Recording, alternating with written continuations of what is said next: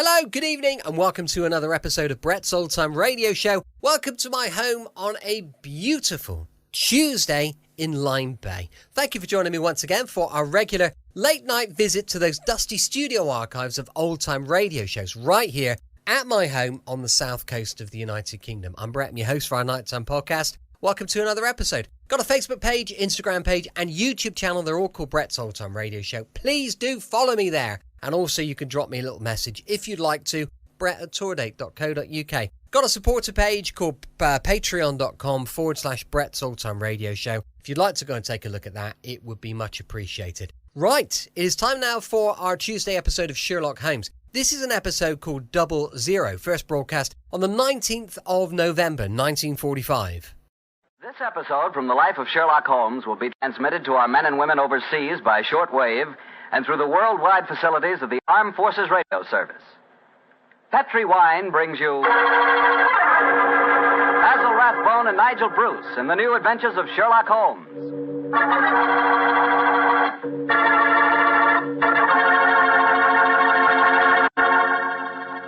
The Petri family, the family that took time to bring you good wine, invites you to spend the next half hour listening to Dr. Watson tell us another exciting adventure he shared with his old friend, that master detective, Sherlock Holmes. And say, let me tell you something I found out just the other day. Steaks are really back again. Good, thick, juicy porterhouse steaks. That's for me. A thick, tender steak on the rare side, together with a glass of Petri California Burgundy. You know, Petri Burgundy is a perfect mealtime wine. And with meat or any meat dish, it's the very last word in good eating. Honestly, when you taste the wonderful flavor of that rich red Petri Burgundy, you're tasting one swell example of the art of winemaking. It's full-flavored and just about the most delicious wine that ever poured from a bottle. Try it the next time you have steak or chops, or the next time you have hamburger or pot roast. Believe me, Petri Burgundy is the best friend a good meal ever had.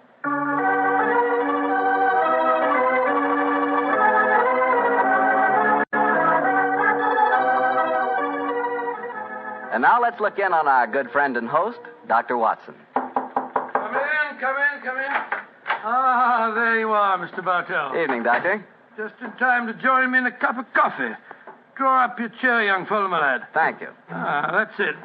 Well, Doctor, you told us last week that tonight's new Sherlock Holmes adventure takes us to the south of France. That's right, Mr. Bartell. The south of France in the year 1900. A beautiful playground bordered by the bluest of blue seas, and populated with an extraordinary cross-section of cosmopolitan Europe. Rich man, poor man, beggar man, thief. All of them attracted by that Riviera paradise. All of them drawn by the magical spell of a small white ball spinning round the rim of a roulette wheel. Now, don't tell me that you and the great Sherlock Holmes were there on a gambling spree. We were not, Mr. Bartell. At the time my story begins, we had just concluded an extremely delicate mission. A mission, I may say, that concerned the safety and good name of a very prominent member of the royal family. Say, Doctor, you don't mean... One story at a time, Mr. Bartell. In any event, my boy, I'm afraid that's a case about which my lips are sealed for all time. But to return to tonight's adventure, one June evening, I persuaded Holmes to accompany me to the gambling casino at Regis, not far from Cannes, where we were staying. It wasn't quite as fashionable as the casino at Monte Carlo, but as I intended to do a little modest gambling myself, it seemed an establishment more suited to my means.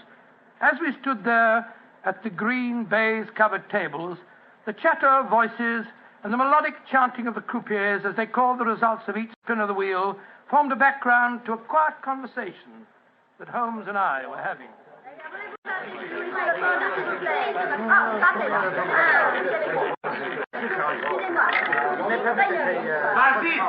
Very fast. Lost again, Watson? Oh, confounded. That number 10 must come up soon. Oh, why not cut your losses, old fellow, and come for a stroll with me on the waterfront? Well, just a big wait. A couple more bets, Holmes. I have a feeling that 10 is bound to come up in a minute. Watson, I believe the blood of a gambler courses through your veins. Oh, there's no harm in taking a little flutter once in a while. Why don't you risk a few francs, Holmes? No, thank you, my dear chap. The law of averages convinces me that my money is safer in my pocket. In any case, I'm a little dubious as to the integrity of this particular casino. Huh? What makes you say that? Well, you will observe that this roulette wheel has a 00. Most continental wheels have only a single one. would indicate that this house is extremely concerned with its percentage. Mesdames et messieurs, faites vos jeux. Oh, just 2 more turns of the wheel, Holmes, and I'll take that walk with you. Oh, you mustn't the gear spielen. Why do you not go from the other side of the table? Why must you always stand next to me? Hello. What's the trouble up there? I've placed my bet, so let's go and see. I ask you, sir, why do you play here beside me? I'm afraid I don't see any reason why I can't play wherever I... Swish, you've broken my luck. Ever since you come to the table, I've done nothing but lose. Please to move away. Well, move away yourself if you don't like my company. Heinrich, why do you not stop now? You've already lost more than we can afford. One more throw, Elsa. I can win it all back if only this young man will move away. Why should my husband move? He's had a bad run of luck, too. Rien ne va plus. Neuf. Rouge, impériment. You've lost again, Watson. Heinrich, you must stop now. I must stop, Elsa, because I've lost everything. I hope you're satisfied, Mr. American. You've broken my luck and ruined me. I hope that you and your turn will be ruined too. Heinrich, wait for me. I never heard such rubbish in my life. Were you listening to him, sir? I heard his last few remarks, Mr. Gilbert. Roger Gilbert. And this is my wife, Helen. How do you do? My name is Holmes, and this is my friend, Dr. Watson. How do you do? I do.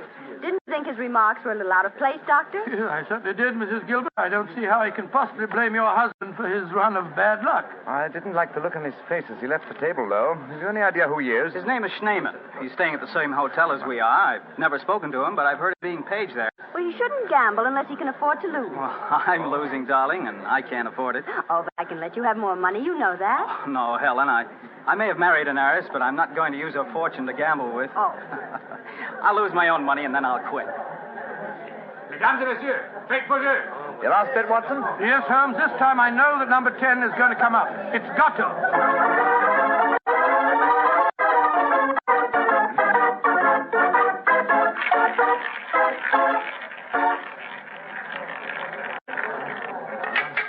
Numéro 10. And 10 at last. I've lost again, darn it. Helen, this is my bad night. Well, why don't you stop now, dear? Holmes, I've made 350 francs. On this throw of the wheel, old fellow, but as you've lost some 500 francs doing it, I can't say that your profits stagger me. Oh, Mr. Holmes, I can see that you're no gambler. I'm afraid not, Mrs. I Gilbert. wouldn't say that, Holmes. You may not like roulette. You've taken a good many chances in your life with long odds against you, too. Well, nevertheless, old chap, in the sense that Mrs. Gilbert means it, I'm not a gambler. Hey,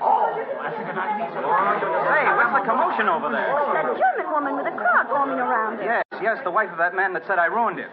Attention, attention, est-ce qu'il y a un docteur dans la salle? There must be trouble. He's asking for a doctor. Doctor, come along, then. Will you excuse me, please? Thank you. Excuse me, madame. Mon ami est docteur. Monsieur, cette dame a besoin d'un docteur. What happened, madame? It is my husband. Is he ill? I just found him lying out in the garden. Please come with me at once, gentlemen. Of course we will, madam. What seems to be the matter with him? Herr Doctor, I think he is dead.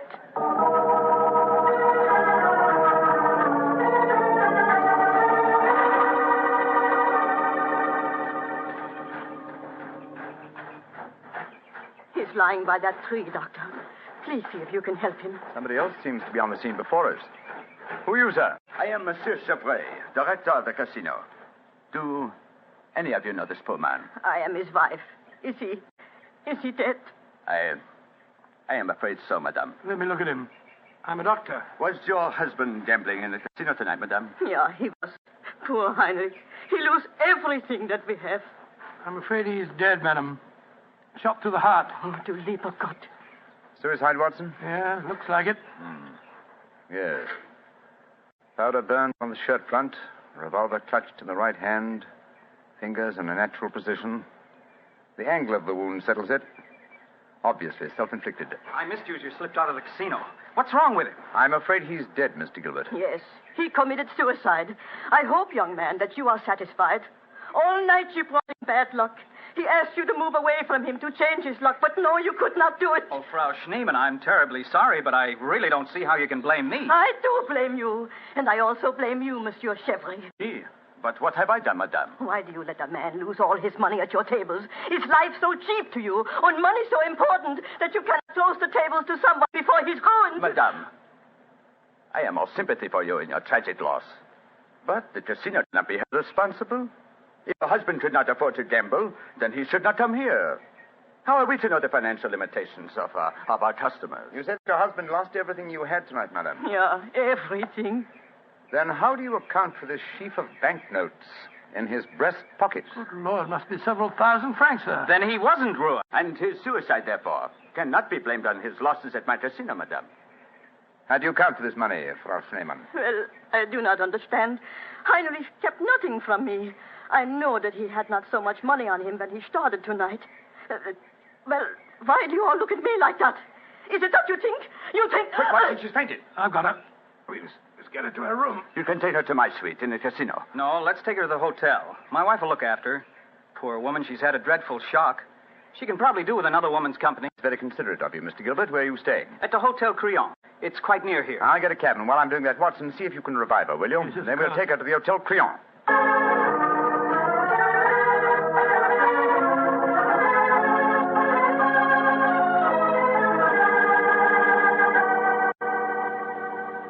Very kind of you, Mrs. Gilbert, to let us bring the poor lady into your suite. Well, it's the least I can do, in spite of what she said about Roger bringing her husband bad luck. I'm sure she'll need your help when she wakes up, Helen. Yes, I think you'll find that she'll sleep for some hours. I gave her a strong sedative. Well, we were just about to have a drink, gentlemen. Do you care to join us?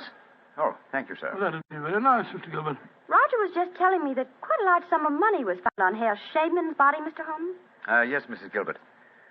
Several thousand francs. It's very puzzling, Holmes. Why should a man commit suicide with so much money on him? I think the answer is obvious. He didn't. What on earth do you mean?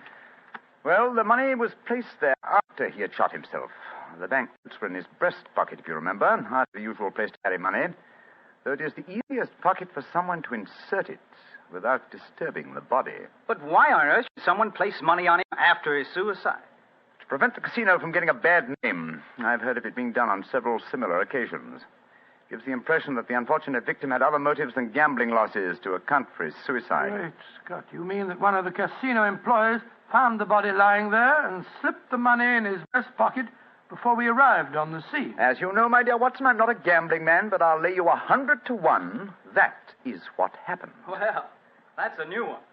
Well, here are your drink, gentlemen. Thank you, sir. Thank you. Say, Helen, Mr. Holmes has given me a brainwave. Another one? What is it this time, Roger? Now, I've been losing very heavily tonight. Roger, I've told you, if you need money, I'll be only... But I don't. I've got a scheme for making some. I'm going to gamble again tonight after dinner. If I lose, here's what I'll do. I'll stain my shirt front with red ink, walk out in the grounds, fire a shot, and lie down as though I'm dead. I'll wait for someone to come along and stuff my pockets full of banknotes. Not a bad idea, Mr. Gilbert. I think it's a darn good one. What do you say, Mr. Holmes? It's a whimsical one at any rate. Who knows? You might even be successful. Roger, you're not really going to do it, are you? Sure. Perhaps I'll get some of my losses back that way. Well, let's drink to it, gentlemen. At least I may have hit upon an idea of making money.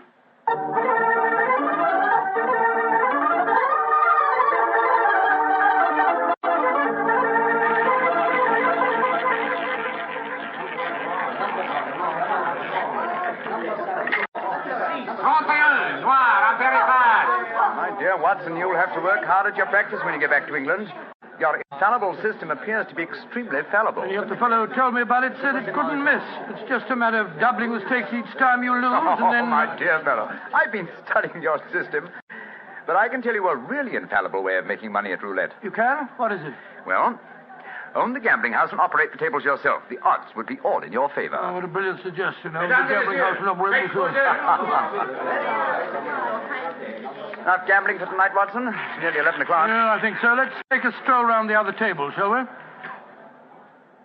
By the way, old fellow, the young American, Mr. Gilbert, was losing heavily again tonight. He was? I wonder if he'll try that trick that he threatened. The one with the red ink and the shot in the night. I shouldn't be at all surprised. As a matter of interest, I saw him leave the tables about half an hour ago. Here comes his wife, on the arm of Monsieur Chevry, the director of the casino. Good evening, Mrs. Gilbert. Monsieur? Bonsoir, monsieur. Hello, Mr. Holmes, Dr. Watson. Monsieur Chevry is giving me a personally conducted tour of the casino. It's quite fascinating. And it is quite fascinating for me to have so beautiful a woman on my arm, mademoiselle. I know that I am the envy of all the men in the room. Oh, stop flattering me so much. I'm not used to it. Mrs. Gilbert, how is Frau Schneemann? She seems much better. She wakened an hour ago and insisted on going back to her own room. I wanted her to spend the night with us in our suite, but she wouldn't hear of it. I think I should drop in and see her before I go to bed. Oh, you have finished the gambling for tonight, perhaps, Doctor? No, perhaps about it, Monsieur Chevry. I've had a bad run at the tables. Oh, I am so sorry. Has anyone seen Roger? He left the tables about half an hour ago, Mrs. Gilbert. After doing as I did and losing quite heavily. So he lost again, did he? I wonder if he'll try that new system he was talking about. We were just discussing that possibility ourselves, Mrs. Gilbert. Mrs. Gilbert! Mrs. Gilbert! Frau Schneemann, you shouldn't have left your hotel, you know. It is too late to worry for me, Herr Doctor. It is for Mrs. Gilbert now that you should worry. What do you mean, madam? Well, I went back just now to where poor Heinrich died. And there, lying in the grass, I saw another body. I was too shocked to go too close. But I am quite sure that I recognize your husband, Mrs. Gilbert. Oh, Dr. Watson, she's ruined Roger's trick. And he'll have taken fright and bolted by the time we get there. Possibly. Let's go at once and find out, shall we?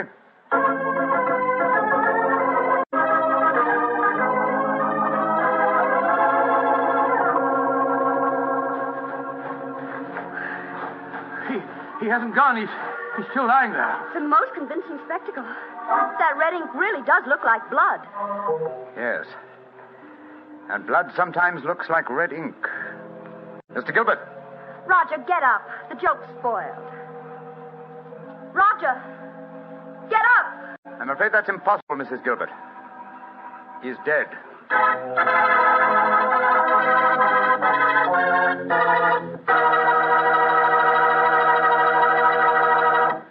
Dr. Watson's story will be continued in just a second, which is all the time I need to tell you that the easiest way I know to transform a simple meal into a feast is to serve that meal together with Petri California Sauterne. Petri Sauterne is a delicate white wine that's the perfect companion for chicken or turkey. Turkey. Ah, yes. Turkey and Petri Sauterne. That's the heart of any Thanksgiving dinner. Look, why not make this Thanksgiving dinner the best one you ever had? Give it the air of a banquet. Serve it with Petri Sauterne.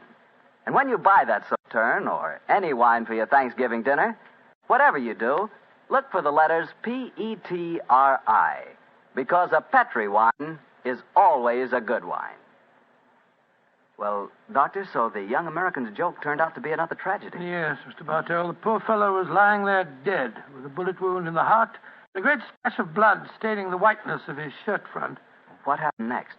Monsieur Chevre, director of the casino, took the distraught widow away from the scene, while Holmes and I examined the body closely.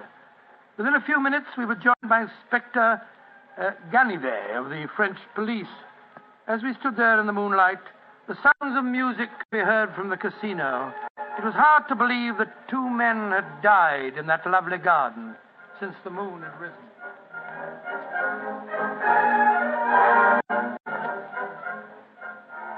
Monsieur Holmes, you and Dr. Watson have concluded your examination. Yes, Inspector Ganivet. You favor me with your observations. You say that you are certain that this is not another suicide? I'm sure of it, Inspector. Look at the wound. The bullet entered the body at a direct right angle, whereas a self-inflicted shot is always fired obliquely. Yes, that is so. Then you suggest that this man was shot from above as he lay on the ground pretending to be dead. I'm convinced of it. Why, Monsieur Holmes? Well, for two reasons. Though it's impossible to be sure without a laboratory test, I'm certain that beneath those blood stains are stains of red ink. Look for yourself, Inspector. Mm-hmm. Yes, indeed, it does look like it. What is your other reason for being certain that this man was shot as he lay here pretending dead? Show him the banknotes, Watson. Here you are, Inspector. We found them stuffed in his breast pocket. So, banknotes with a bullet hole through the middle of them. Very illuminating.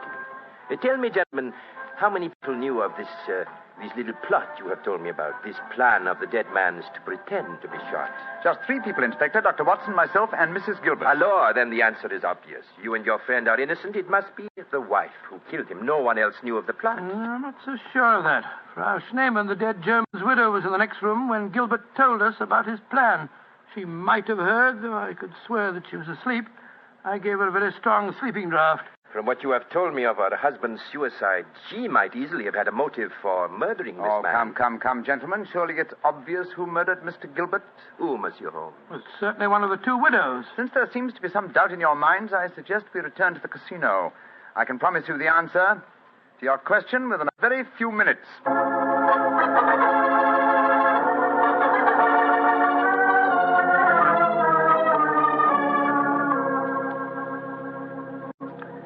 Well, Monsieur Chevrolet, now that we're all assembled in your office, I shall sit down quietly and let Inspector Ganivet conduct his examination. No, Monsieur Holmes. No, you have handled the case so far. Please to continue it to the end. Yes, Monsieur Holmes. I should appreciate it. On behalf of the casino. Very well, gentlemen. It won't take me long. Frau Schneemann, Ja, Herr Holmes. what time did you leave your hotel tonight? Well, I do not know what time it was. Well, what made you leave it? I could not sleep. I knew that they had taken poor Heinrich's body away, but I felt that I must walk back there. It was the last place I saw him alive. How close did you come to Mr. Gilbert's body when you saw it lying there? Oh, close enough to see who it was. Then I ran into the casino to tell his wife. I knew what had happened. How did you know?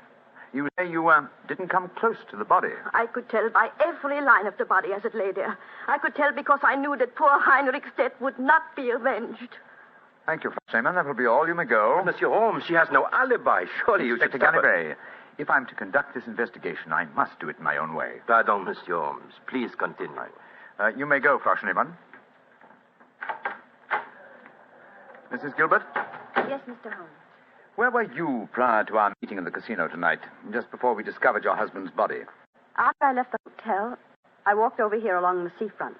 Can anyone verify that statement? I suppose not. I didn't meet anyone that I knew. And what did you do when you arrived at the casino? I played a little chemin de fer. A few months later, Monsieur Chevrolet came over to the table and asked if he might escort me over the club. 10 minutes after that, we walked into you and Dr. Watson.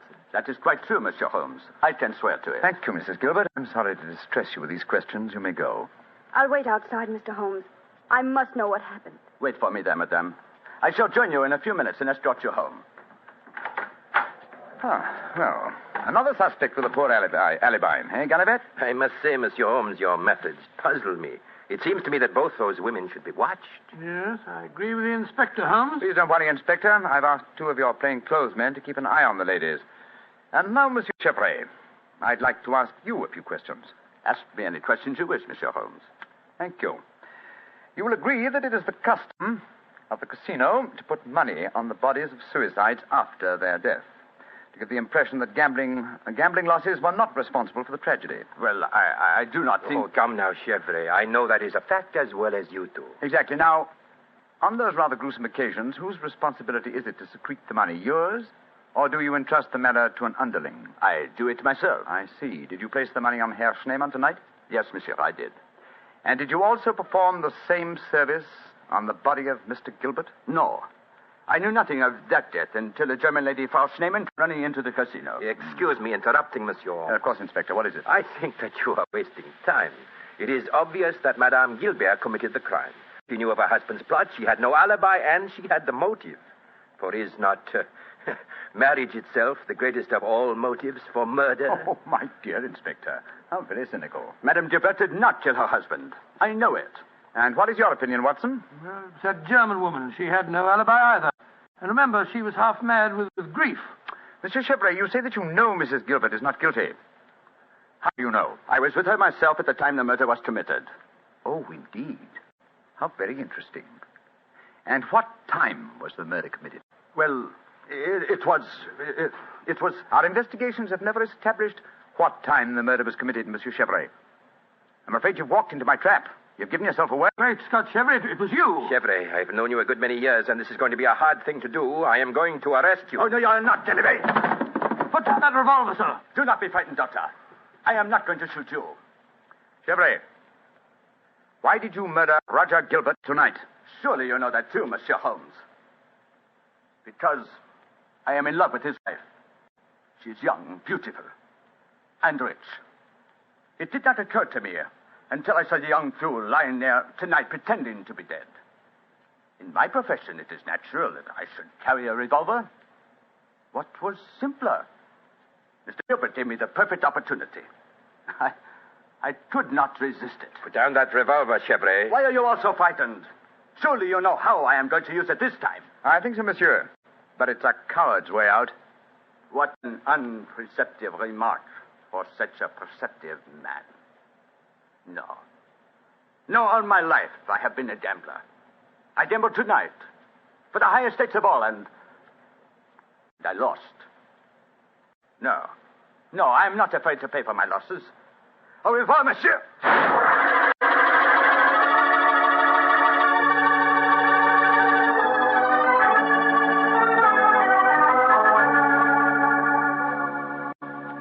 What an extraordinary case, Holmes.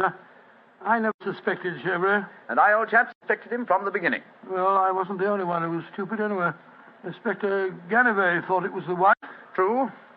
Very puzzling conclusion for a detective inspector to arrive at. Well, it seemed logical enough to me at the time. No, my dear Watson. Cold logic should have told you otherwise. Roger Gilbert had been losing heavily and had planned the hoax. He obviously had no money on him. Therefore, the money was planted in his pocket by Chevrolet. After he shot him? No, my dear fellow. Before. Before? The bullet hole through the banknotes provided that. Now, had the money been put there innocently, Gilbert would have, come back to life as soon as the person placing it there had left. He would not have remained lying on the ground for a murderer to find him. And Chevrolet must have bent over him as he lay there, placed the money in his breast pocket, and then fired. Precisely, Watson. Well, Holmes, I must say you solved it very neatly. You've told Inspector Ganivet that you wanted no credit in the case. Naturally, publicity would be unfavorable. If you remember, no one is supposed to know that we're in the south of France. I'm certain that the inspector learned a few tips about detection tonight. Possibly, old fellow. And I hope that you have learned a few things about gambling. How do you mean, Holmes? Well, you're backing the wrong color. A gambler is usually superstitious, and superstition... Well, I should have told you what color to follow tonight. I still don't understand you, Holmes. I was playing number 10. Exactly. Number 10 is black. You should have followed a red color tonight, old fellow. The color of red ink. Red ink. And blood.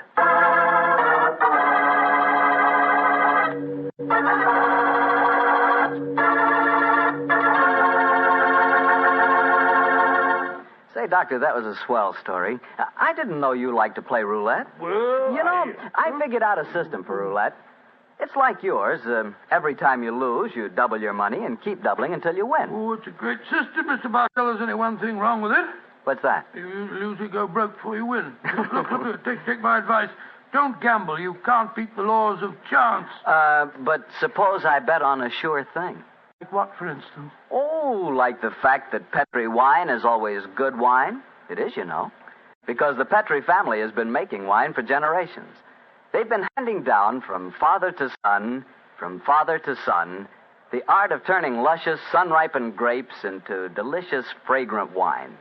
Ever since the Petri family started their business way back in the 1800s, they've been perfecting the art of winemaking. That's why Petri wine is always good wine. The Petri family took time to bring you good wine. So no matter what type wine you prefer, why not take a few seconds of your time to look for the letters P-E-T-R-I. They spell delicious wine, Petri wine.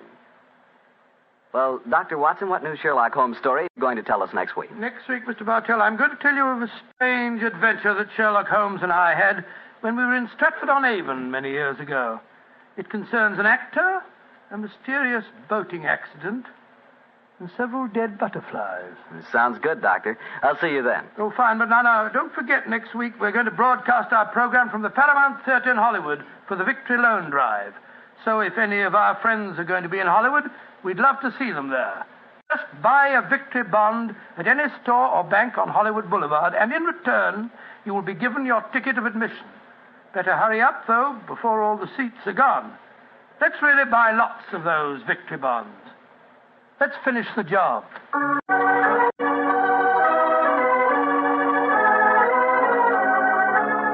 Tonight's Sherlock Holmes adventure is written by Dennis Green and Anthony Boucher and was suggested by an incident in the Sir Arthur Conan Doyle story, A Study in Scarlet. Music is by Dean Fossler. Mr. Rathbone appears through the courtesy of Metro-Goldwyn-Mayer and Mr. Bruce through the courtesy of Universal Pictures, where they are now starring in the Sherlock Holmes series. The Petri Wine Company of San Francisco, California, invites you to tune in again next week, same time, same station. This is Harry Bartell saying good night for the Petri family. Sherlock Holmes comes to you from our Hollywood studio. This is the Mutual Broadcasting System. Welcome back. Hope you enjoyed our latest episode of Sherlock Holmes. And don't forget, we're going to be back tomorrow with Rocky Jordan, going live at 5 p.m. GMT. As I mentioned earlier, I've got a Patreon supporter page, patreon.com/Brett's Old Time Radio Show, and please do go and check that out. Thanks for listening. I'll be with you 7 days a week, each and every week, and I'll see you next time on Brett's Old Time Radio Show. Love you. Bye.